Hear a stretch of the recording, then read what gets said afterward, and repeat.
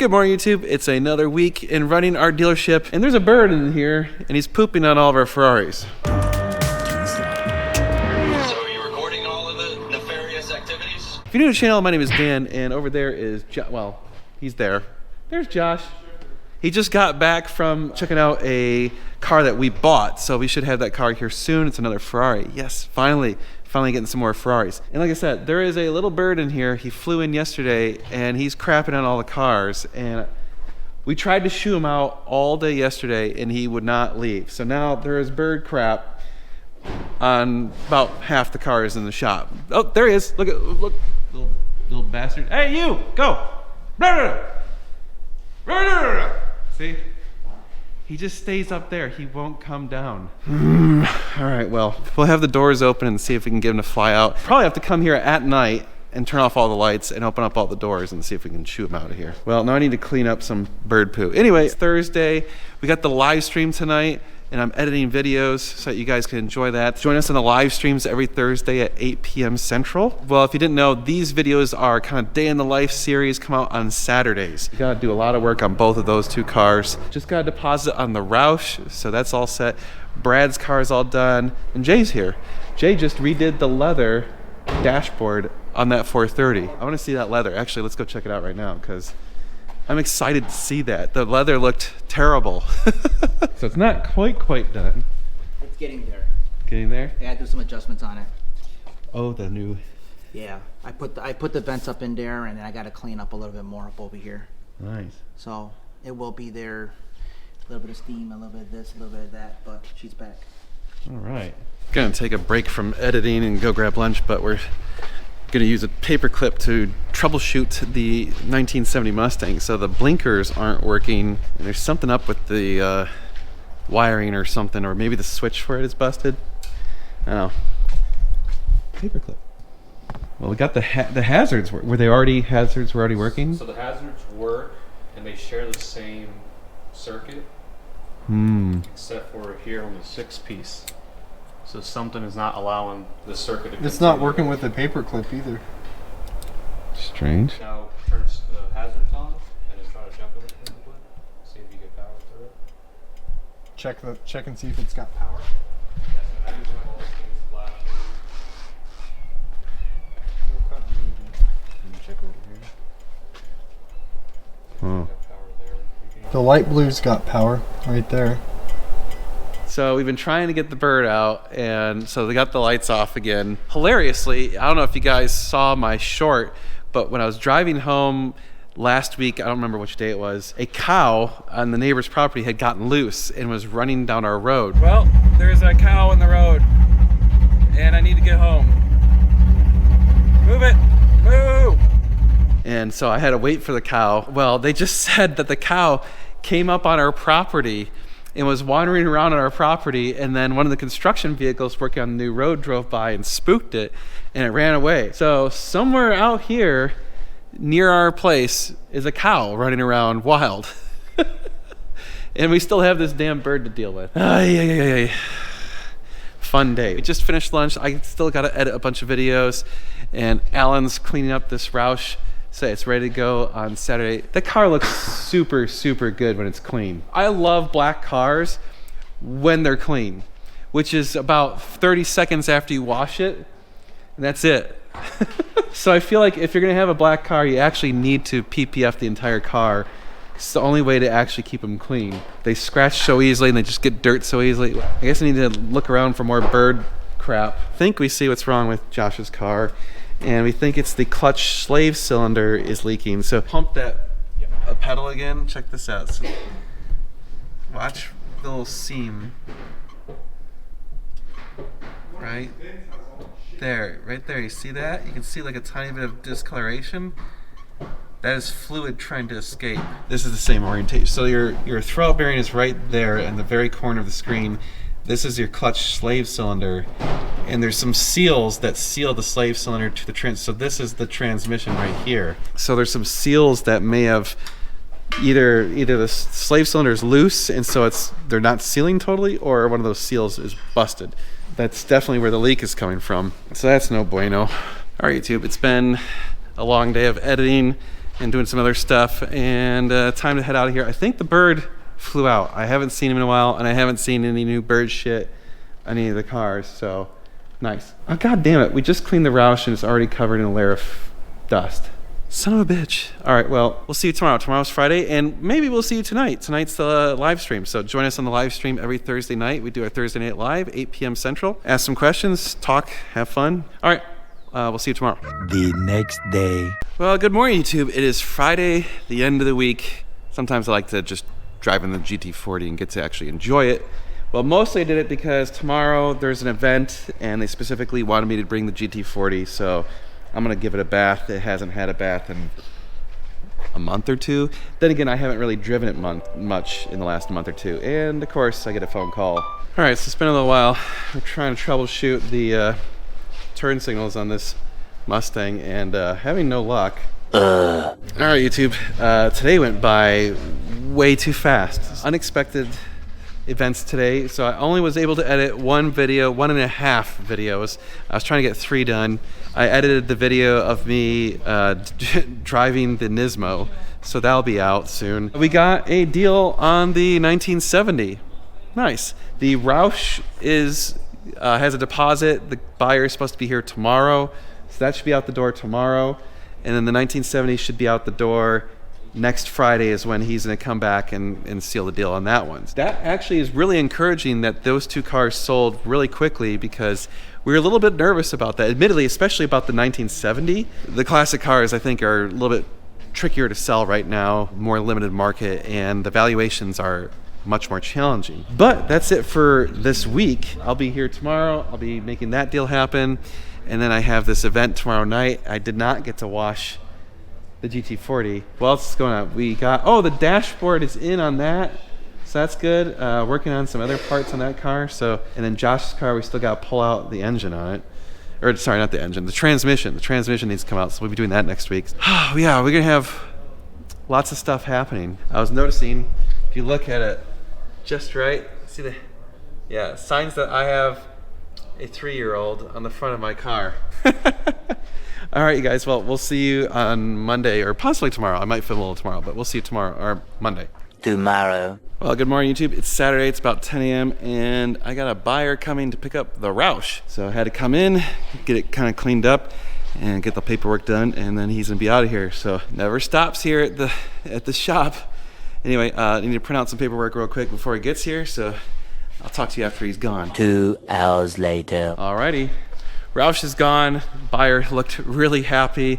Super cool guy. Brought his buddy. We were just schmoozing about cars for a little while. It's funny because when people come to buy cars from us, I end up always chatting about car stuff forever. It's like, I don't know, there's the universal gearhead thing, right? It just kicks in, and next thing you know, you're telling stories about cars and stuff. It's kind of fun. That's gone, and then tomorrow we're actually getting another Ferrari that we bought, dropped off. So it sounds like I got to come back to the shop on Sunday too. At least stuff's happening, so that's good. We'll see you guys soon.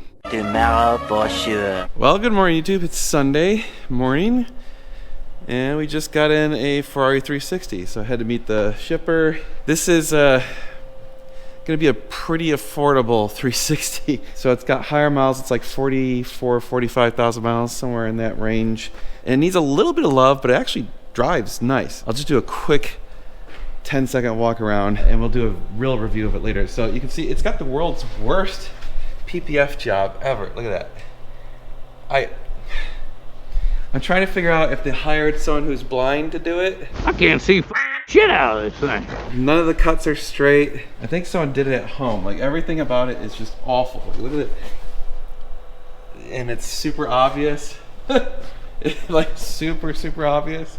Well, we're gonna have to remove that at the risk of the paint, but it's gonna happen. And this trim is faded, but the interior looks really quite nice. The vents are popped up pretty good, but the dash leather looks really good. The seat bolsters look, yeah, well, they need some love. Well, there you go. Got a 316 stock. It's gonna need some love. I mean, I guess if one of you wanted it as is, you could buy it, but we'll probably be cleaning it up over the next few weeks and then list it for sale, because I don't think any of you want, well, maybe you do want it as is. I mean, cheap. Cool. Yay, new inventory. Hilariously, we have now 2 yellow Ferraris. And I also think this is kind of cool. Right now, we have 355, 360, 430, 458, 488, and F8. So we have the majority of the V8 cars. We're missing, we have Fred's 308 we could bring by. So then we'd only be missing a 328 and a 348. Dang, we've got almost the whole V8 lineup. That's pretty cool. Anyway, we'll see you tomorrow. Tomorrow's Monday. Back to the shop, back to doing normal stuff. I'm gonna head back home and, do stuff with my kid and wife. So, bye. The next day. Well, good morning, YouTube. It's now Monday, and we got a long week ahead of us of lots of stuff to do. Where do we start? Well, okay, so got the 360 yesterday. We'll have to get that cleaned up and prepped and listed for sale so that one of you can get it. We got to take pictures of the 355 and get that listed for sale. Also, we just need to do some inspection stuff on it. I mean, it is a 355, so I'd like to get it up in the air and look underneath and all that sort of stuff. We gotta list the GT350R, we gotta list the Nismo. Yeah, we gotta get pictures of all those cars. Hopefully we'll have the parts to finish up this 458. Maybe today, probably tomorrow. So then that can be done and get out of here. And then this 430 is like 60-70% done, so the conversion is almost done. You can see there's one of the engine mounts just chilling there. Working on the exhaust and the valve covers and the drive shafts, and we still gotta replace the one wheel, we gotta get new tires, we gotta do spark plugs, a few other things. Adjust the steering. Yeah, so it's still got a lot to do, but it's coming along, which is good. Making progress, I like that. Yeah, I guess that's sort of it for now. We got the barbecue that we're doing for the stub in 2 weeks. So if you didn't know, we're hosting a barbecue on March 22nd. If you'd like to join us, go to ngsc.me/barbecue. You can sign up, and it's $25, and that's just to cover the food. We're not making any money on it. Basically, all the money that we're collecting is going straight to Tyler because he's making all the barbecue. And the last time we did it, we spent like $600+ basically in meat. Yeah, it's a lot of meat. But if you'd like to join us, feel free and sign up. Oh man, May's coming up fairly soon. We got a lot of drives and rides and stuff coming up. So it's gonna be an adventureful spring. So hopefully we'll have some cool footage for you guys. Still looking to buy some cars. Still need more Ferraris. Got an offer on the 1970 Mustang. So that is supposed to close on Friday. He's gonna come back on Friday and buy it. Still waiting on parts for the 488 in the corner. This car is just waiting to get transported, so it's all done. It should get out of here hopefully in the next few days because I need the space. F8 still for sale if any of you want that. Oh, and Josh's car, we gotta pull the trans in Josh's car, man. Yeah, that's the other thing I thought about. We got a lot of stuff to do, a lot of wrenching to do. I guess that's a good thing. So anyway, we'll show you what's going on as we do it, but need to answer some emails and stuff. The boring stuff. All right, so it's now the afternoon. So Josh and I are discussing the possibility of getting another 2-post lift for this area right here. Maybe to do some occasional work on cars, but not like constant work on cars. Not really sure. I know it's kind of more the showroom area. Not really a lot of other areas to put it. I mean, you could theoretically put it over there, but the problem is if you, let's say, make it so you could work on a car right where the 360 is right now, now it makes it difficult to park the cars back there because you're going to have a big post right in the middle of where those cars are, and that's the only way to get those cars in and out. And you certainly don't want it up here because now you're taking up the wash bay area. So that's kind of the only spot left that you could really do it, which is not ideal, but we're thinking about getting one of the portable ones that you can actually remove and put back in and stuff. So that's what we're thinking. So we might do that. That way we can occasionally put cars on that lift. Like sometimes we need to do simple stuff like take off a wheel, send the wheel out to get repainted, and then, we just want to make it so we can throw it on a lift real quick. Still wrench on that. Work on the valve covers, got the exhaust out. One of the studs snapped on that again, so we had to drill that out. Funny, because I've done, I don't know, I'm gonna say 30 or so headers on 430s, and I hadn't had a single stud snap on me until the last 2. And that's 2 in a row. What the hell? Mostly been doing computer work all day, but we're gonna have to do some other stuff. Okay, it's already like 6:30. Just had daylight savings time kick in, so it's actually still sunlight, which is nice, but need to get home. Alan's got the valve covers off on the 430 right here, so get those back in tomorrow. I'm gonna let them sit overnight. So what we like to do is pull them off, clean them up, and then you put gasket maker, just a tiniest little bit of it right around where you're putting the gasket, and then let it sit overnight, so it basically acts like a glue and then holds the gasket in place that way, because you got to turn the valve cover upside down in order to get it to seat.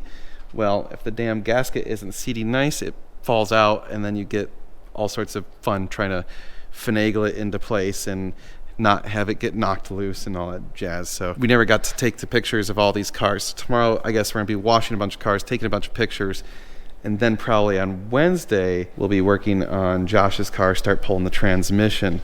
Ugh, man. Big projects. And I just got a call from my buddy who has a 360. You're gonna love this. His rear main seal took a dump, and it peed out a bunch of oil all over the place. It probably ruined the clutch, and the clutch was only at 13% wear. So he probably needs to get a new clutch. He definitely needs a new rear main seal. He got a quote from a Ferrari dealership. They wanted $9,500 just for the rear main seal. $9,500. Then they wanted another $8,000 something for the clutch on top of the $9,500, even though they're already in there to do the rear main seal. You have to remove the clutch to get to the rear main seal. So they're charging $8,000 some odd literally for just the part for the clutch and the PIS sensor and maybe a throwout bearing, which is like maybe $4,500, maybe $5,000. So that's a pretty big markup, like a 2x markup on the parts. Okay. And then they wanted like another $9,000 some odd to do a major on the car while they're in there. So all in all, they wanted like, I don't know, $26,000 to fix this. I think we're gonna fix it for him for a little bit less. So you might be seeing that come here in the next few weeks. I don't know. We're still talking because it is in Florida, so we'd have to get the car all the way over here to Austin. But I think we can save him some money. Tomorrow, more busy shit, so stay tuned. tomorrow. Well, good morning, YouTube. It's now Tuesday, and what's the plan for the day? Well, got some computer stuff this morning.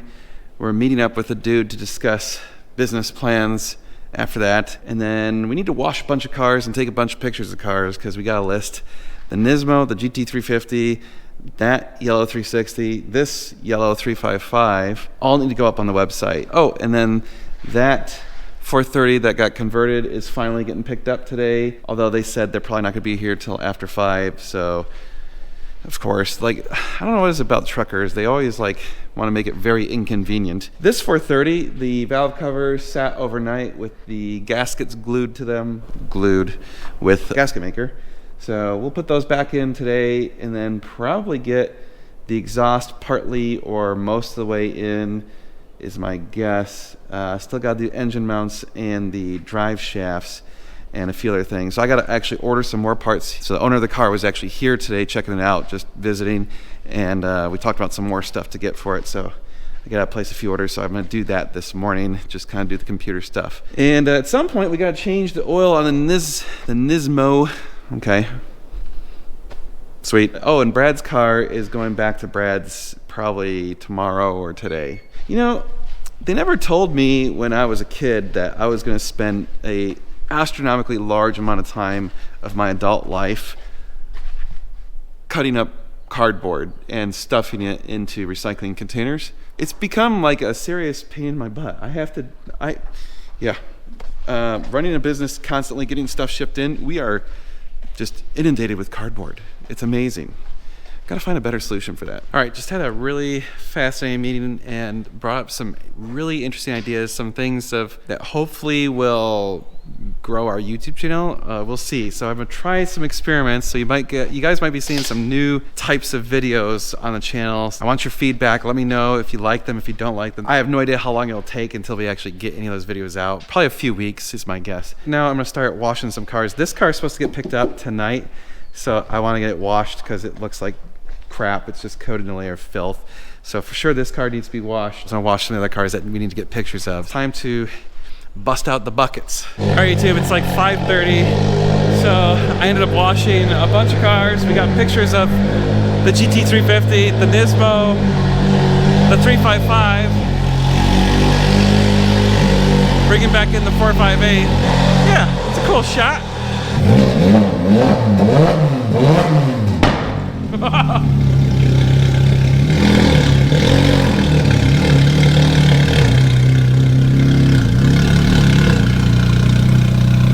looks like some weird alien without the bumper. So we're still waiting on the solenoids for this thing. They were supposed to come in today, but of course they did not. They should be in tomorrow, which means we can probably get this wrapped up tomorrow. And then this can go to its home.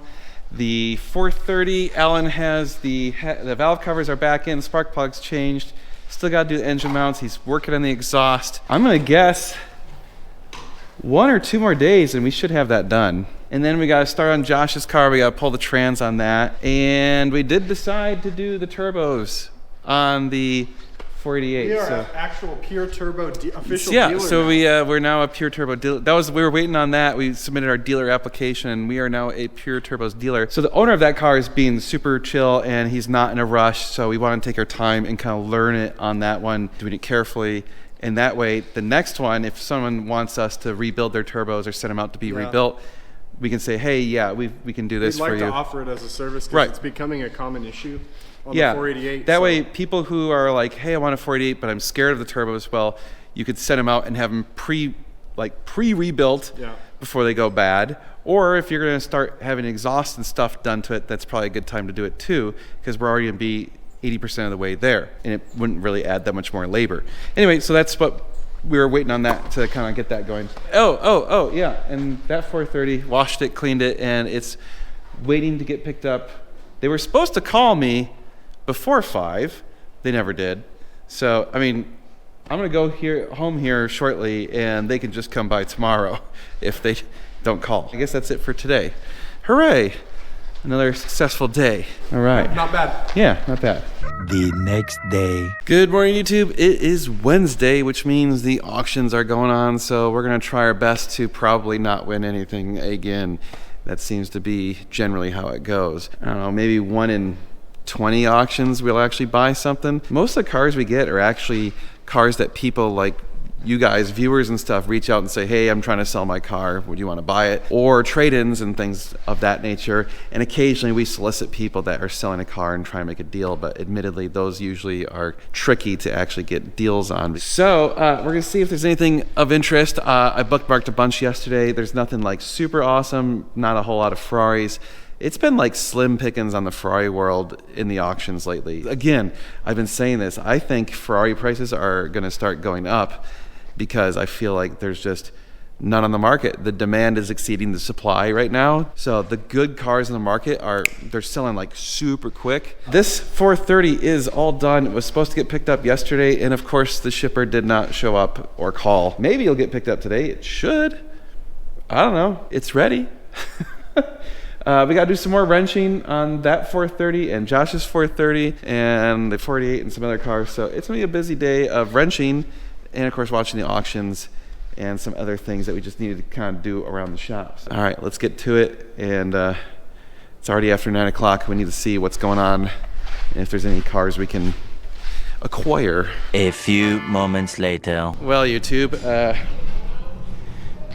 I am completely drenched in oil. I was draining our oil thing, and so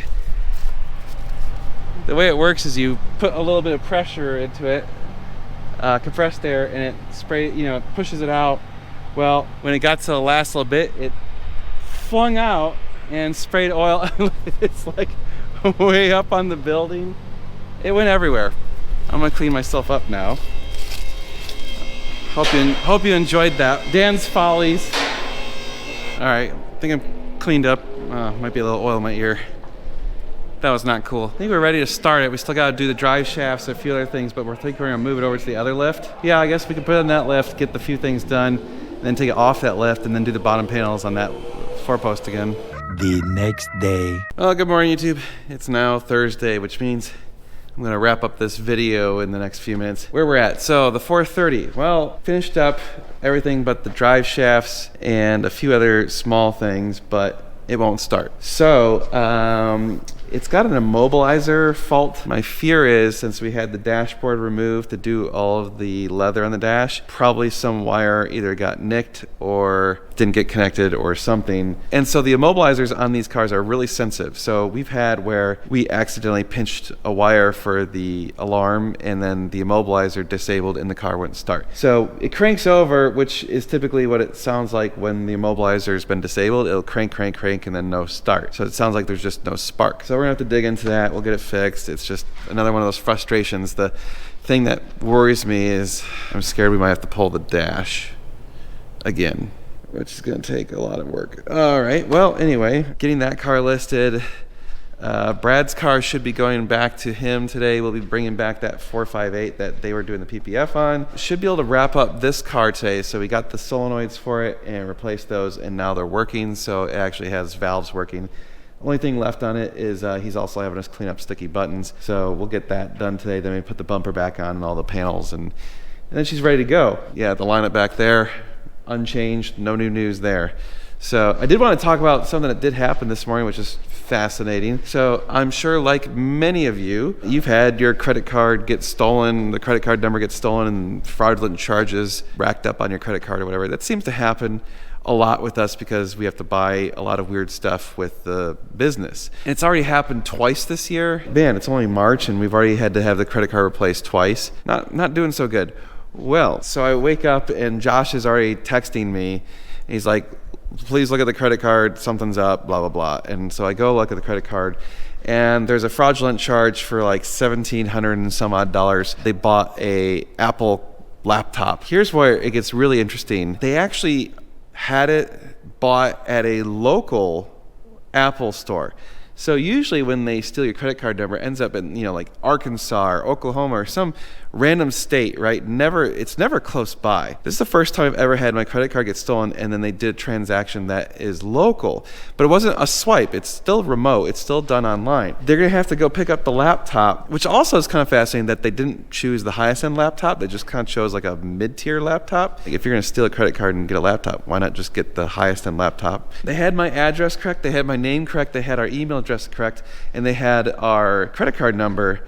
The only thing I don't think they had was our phone number correct. So everything else was correct, which is a little bit concerning. But here's where this particular time, it seems a little bit more sophisticated. They coincided the purchase of the laptop with a spam attack on our email address. So what they did was they must have used a service or something that basically like registers your email with hundreds and hundreds of message boards and newsletters and all these bullshit things, right? They started that attack first, and then like a half hour later bought the laptop, and then that attack kept going for about an hour or so. So all in all, there was over 500 or so spam emails that they registered us for. And in the middle of that was this purchase. And I think the theory is, or their attack method is, that they inundate you with all these emails so you don't notice the laptop purchase in the middle of this. And then they go pick up the laptop, and by the time you figure it out, it's too late and you haven't like canceled the credit card and done all that other stuff. That's what I think anyway. So I think this was a more sophisticated attack, maybe. I don't, this is all hypothesis at this point. But anyway, so we quickly canceled the credit card. We called Apple and told them it's a fraudulent thing and all this stuff and blah, blah. So I don't think they're gonna get the laptop. Because it's local, I was very tempted to go drive to the Apple store that's in, that the pickup's at, and see if I could find out who was doing this. But two things. One, it's really far away. It's over an hour drive from here. Two, they could be carrying, this is Texas, so let's be real, that that's a legit concern here. I don't need to get shot over a laptop, especially because it's no cost to me since I canceled the credit card and they just wipe the charge off the thing. And even then, what happens if they don't even pick it up? So then I go there and just waste a bunch of time. So it's just not worth it. I thought it would make a cool video though if it was like confronting someone. But then the other thing I thought about is, even if we confronted them, they're probably just some dumb mule. They're not the person actually organizing the attack. The person organizing the attack is going to be, if they're this sophisticated, they're probably more sophisticated than to actually go pick up the laptop themselves and put themselves at risk. Whatever, anyway, I hate fraud. I hate stupid crap like that. People that do that sort of shit, you're awful. You're terrible human beings. Anyway, there's that. We'll be back to doing car stuff. We obviously got to finish up that 430. We got to work on Josh's car. We got to work on the 48.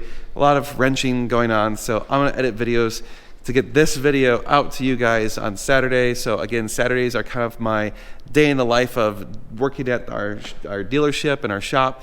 So if you like those series, give me the thumbs up, like, share, and subscribe. And of course, we'll be doing a lot of cool car stuff, so you're gonna wanna stay tuned. It's gonna be sweet. Oh, and go support us at normalguysupercar.com and NG Supercars. We do appreciate that. Thanks.